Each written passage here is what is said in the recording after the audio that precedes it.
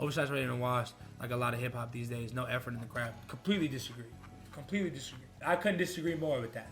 I think in terms of writing, rappers are the most impressive when it comes to writing. Obviously, the hardest thing to do musically is probably sing well. So I will say singers are probably always number one. Lyricists are like right there. Totally forgot about Beethoven. Oh yeah, composers. Let me just say what I was gonna say. I think that almost nobody could sing like Aretha Franklin. Nobody could sing like almost nobody. Nobody could sing like Aretha Franklin, like Whitney Houston, like Beyonce. But in that same respect, no one could write like a Kendrick Lamar, like a Jay-Z, like a Nas. You know what I'm saying? And so that's why I got them very neck and neck. Mariah Carey, great. I mean, yeah, absolutely. So when people say something like, I don't think rap has a lot of effort in it, I just don't think that's true, simply because, unfortunately for hip-hop, it has become the easiest music to fake, which sucks. But you're just not listening to Lil Wayne, and you're not replicating him. You're not listening to the way Kanye West used to make music, and you're not replicating that. You're not listening to Kendrick Lamar and replicating that. You know what I'm saying? The people who get into hip-hop and in my opinion make the bad name for hip-hop are the people that are replicating people who are 7 generations down replicators. See what I'm saying? And then like, unfortunately, because the beats go crazy, they blow up. But anybody that says like that about hip-hop, bro, to its core, hip-hop is telling stories about where you're from. Like, and even on top of that, bro, like even like the DJ Kool Herc days, like hip hop was like, has always been like almost like a power to the people. You know what I'm saying? It's just unfortunately now, because people are able to imitate like 7 generations down imitators, and the beats also blows up. That's where the rap comes from, in my opinion. If Pac was alive, he would have been top 5. I don't care. You mean Pac? I don't ever count Tupac and Biggie on any list. They died in the primes. Like, it's not really about if you get to your prime or not. It's like, how do you handle like the rest? Tupac and Biggie are just in their own unfortunate class because they was killed when they were young. Oh, Pop, like Pop Smoke. Oh, same thing, bro. He like, I wouldn't even say he fucking hit his prime, bro. He died right before it. I ain't gonna lie, Pop Smoke dying really hurt me, man. That shit really sucked. Not on like I wasn't crying or nothing. Not on no parasocial shit. I just really fucked with his music, bro. I really did. X and Juice too. Yeah, bro. That shit was crazy. X and Juice dying was crazy. I wasn't, in terms of me being a Juice WRLD fan, I was a fan of when Juice WRLD rapped. Like when he got on a fucking track and just went crazy, when he would do the freestyles, I was a fan of that Juice WRLD. I'm just not a sad boy, bro. I don't get sad like that. Like, so I don't relate to sad shit. Like with X2, I listen to X like his hard shit. You know what I'm saying? Like his fucking, even like, and he did do some raps too. Like, not just like yell or sad shit, but I just missed out on the sad shit fucking wave.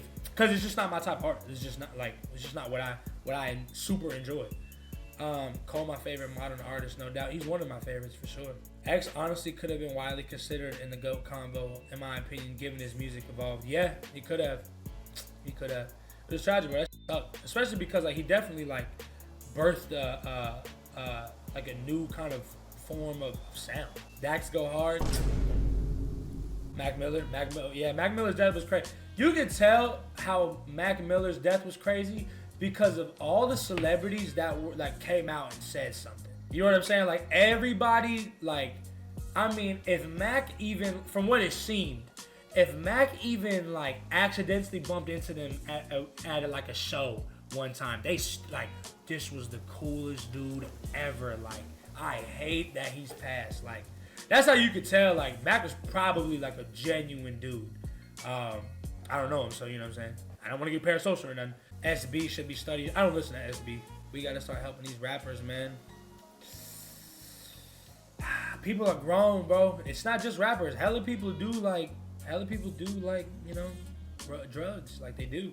And on top of all of that, these are the people with the most money, time, and resources to get help. It's like, when it comes to addiction, bro, it's 1,000%.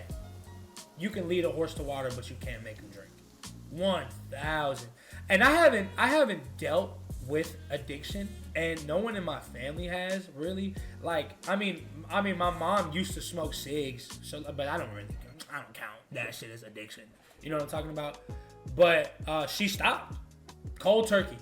She smoked a cig on Monday, and on Tuesday she was like, you know what? I'm never gonna smoke these again, and never did ever again.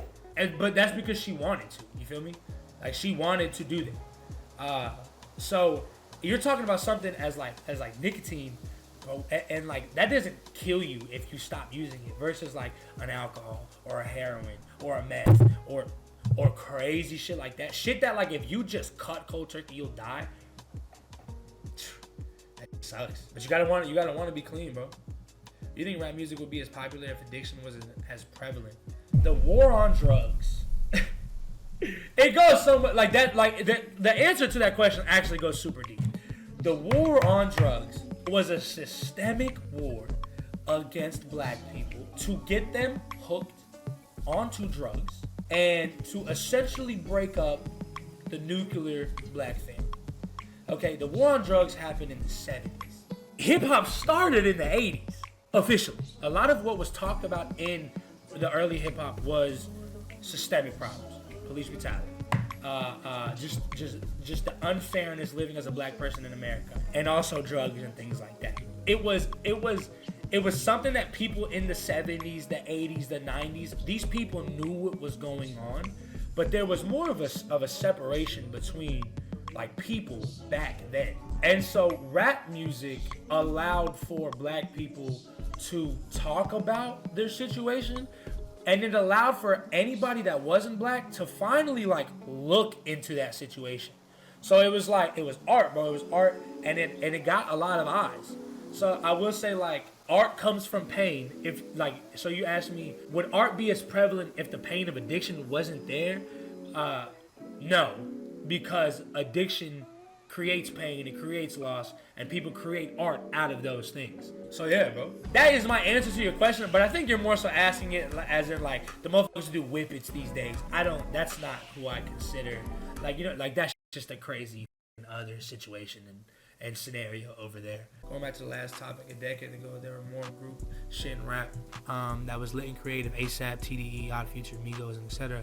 It's just not as fun. Me personally, I think groups never work. I don't think that groups or no groups has anything to do with if it's more fun or not. You see the quote from Nixon's cabinet chairman on the war on drugs. He literally said, if we can associate hippies with LSD and the N-word with crack, we can get into their homes and prosecute them without retribution. Yeah, it happened, bro. I mean, it happened. It was a war on drugs. It was a war on black people. Like, and it wasn't the first either. And you know what's even crazier is like white people was doing cocaine too at that time. Like, there was crack and there was cocaine, and those are the same thing. But cocaine was just seen as the rich person drug. It's crazy, man. There's a lot, bro. Man, that's just the tip of the iceberg, bro. For real, it is. It is. I'm saying Johnny Cash's music was all about that. Yeah, crack gets you so much more time in prison. Yeah, why do you think that is?